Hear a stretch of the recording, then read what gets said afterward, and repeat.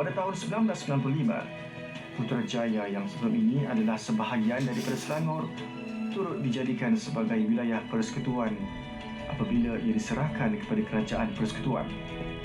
Peranan negeri Selangor dalam pembentukan masyarakat yang majmuk berbilang bangsa dan agama tidak dapat disangkalkan lagi. Selangor telah melahirkan ramai bijak pandai, profesional dan tokoh-tokoh negara.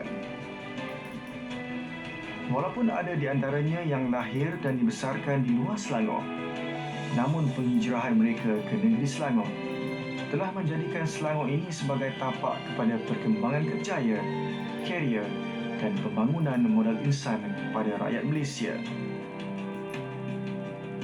Warisan emas yang unik ini sudah tentu dipengaruhi oleh kebudayaan dan kesenian pelbagai kaum seperti Jawa, Bugis, Minangkabau, Cina, India dan Peranakan. Sejauh manakah kepelbagaian masyarakat di Malaysia ini mempengaruhi perbandaran negeri Selangor dan pembentukan negeri Selangor?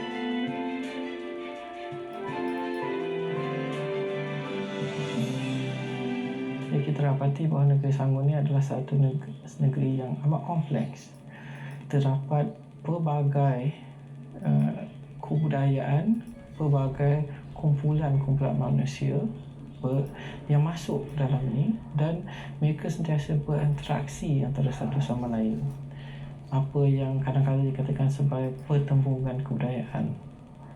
Jadi yang kita dapati pada hari ini memang adalah satu bentuk warisan yang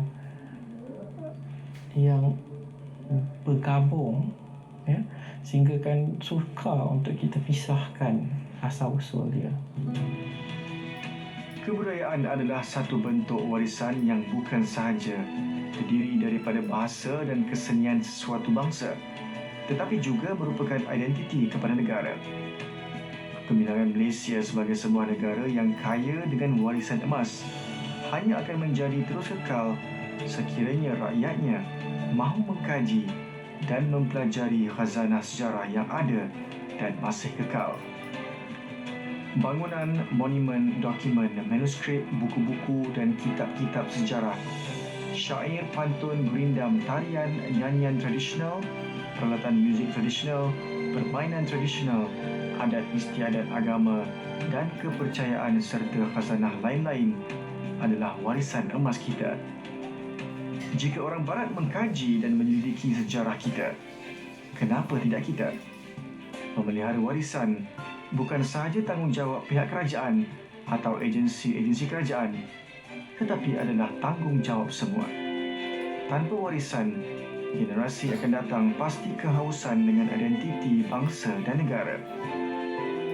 Sejarah telah membuktikan Malaysia adalah bumi emas. Sejarah juga membuktikan Malaysia adalah warisan emas.